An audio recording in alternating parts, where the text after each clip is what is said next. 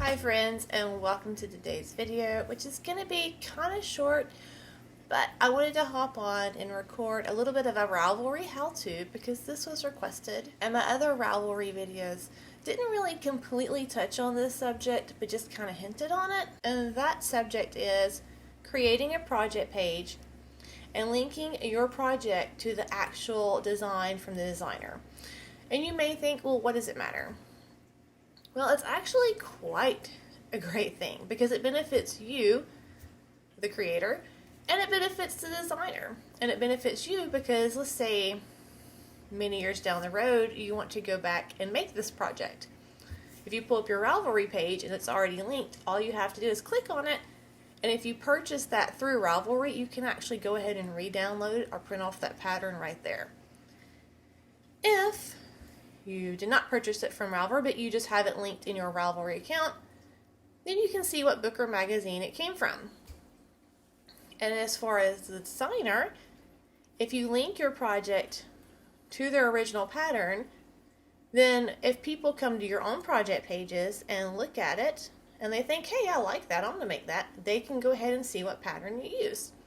So it's just a really great thing all around to kind of help spread the love. So let's dive in. There's actually a pattern that I am wanting to make that's in my own queue. So I'm going to show you that way. So let's say you have a project that's already in your queue that you want to make. The one I want to make is number 267.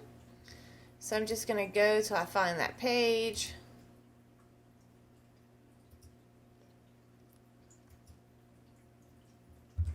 Scroll down.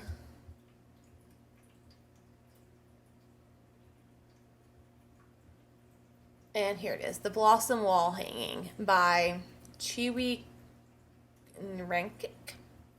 Not sure. So one way to do this was you can go ahead and click right here where it says Start Project. And then you would just, if you want to change the name, you can do that there, or you can do it later on. And you can leave this marked so it actually removes it from your queue.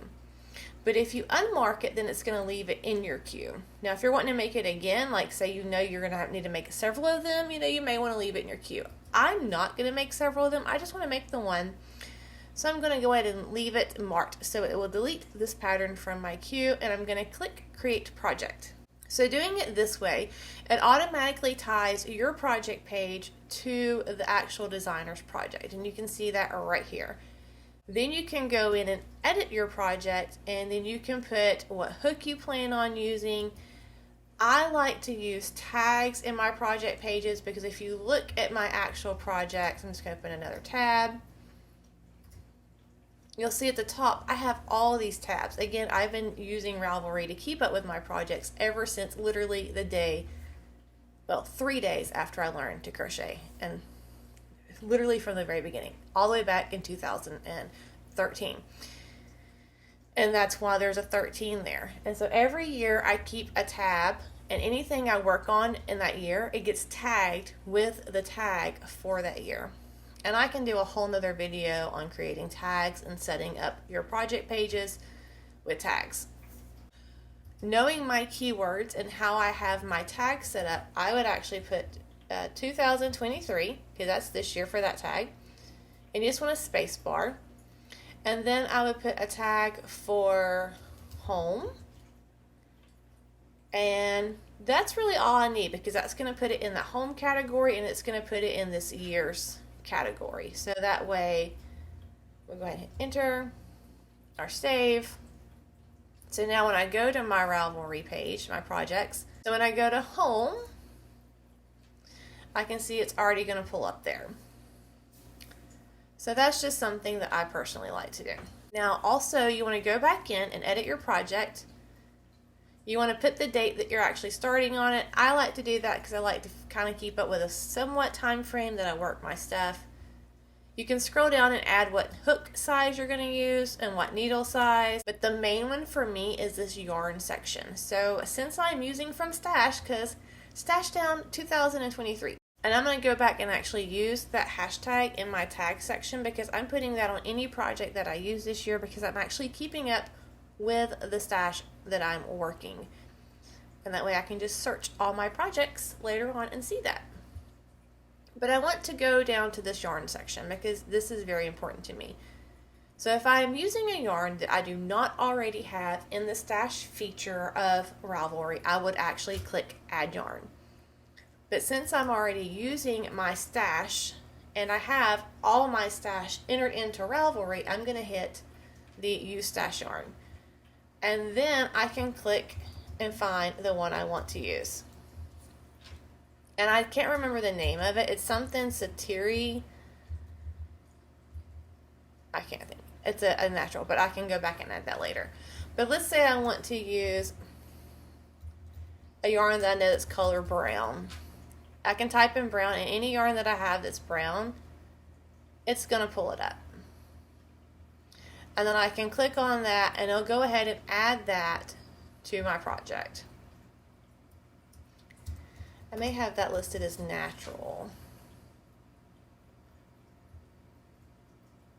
The one that I'm trying to use. It's a really old yarn. It's a very coarse yarn.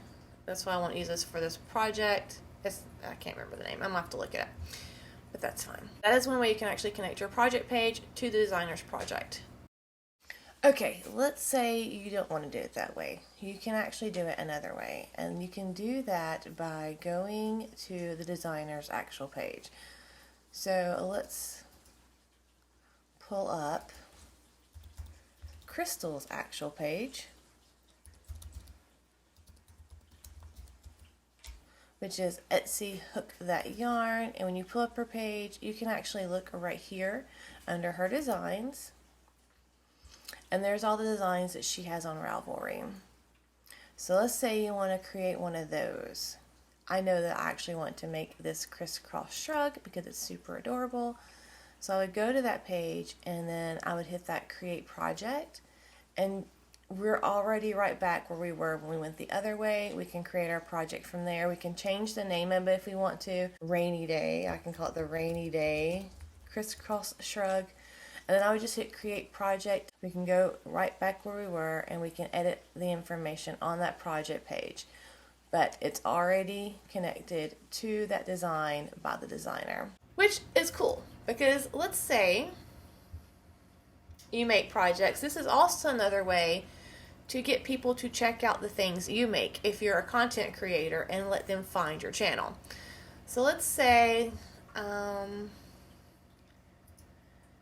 someone wants to make the Stephen West shawl. There's 8,000 projects. But if you click on those 8,000 projects, you can filter those to all the projects that are favorited. That means those little red hearts. And everyone that has a red heart, they're going to put it here. So you can scroll down, like that person has 2 favorite hearts. And you can see all the favorited hearts. And a lot of people use that feature, number one, to get ideas on colors, but also to kind of find some new creator people. And on your Ravelry page, let me go back to my notebook. If you scroll all the way down,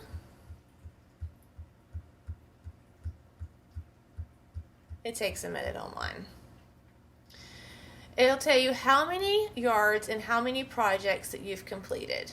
It'll also tell you how many of your actual photos have been featured on other pattern pages. And that happens if a designer sees that your project is linked to their pattern and then they like the photo that you took. They can actually request that your photo with your name under it be put on the actual product pattern page. So I have a couple that have been done that way, which is pretty awesome. So if you look at like this hat that I made, beeswax hat, and you scroll on down, this is the actual designer's pattern page. There I am right there, and people can click on my name and they can find me, which is pretty cool that is an option. So you'll notice that like as you start using your project pages and as other people find your projects, you'll start grabbing more hearts, or people will start giving you more hearts for some of your projects. And it's just a really cool little thing to, like, hey, support one another. But I think, if I'm not mistaken, if you click on view details at the bottom again, it's going to put all of these. I think you can filter by hearts. Yeah, you can filter by favorites. Hat I did from a knitting test for, who was that? Oh my goodness. Alicia Plummer has had the most hearts, I think, that people have given me. I mean, as a pattern tester, you're going to want to support and have someone test your patterns that people enjoy their projects, because that's going to help them sell their pattern. That hat had 39 hearts on it, which is, makes my heart get all squishy. But that's that. And I hope that made sense. If you have any questions, just let me know. Thank you always for watching, and a happy weekend.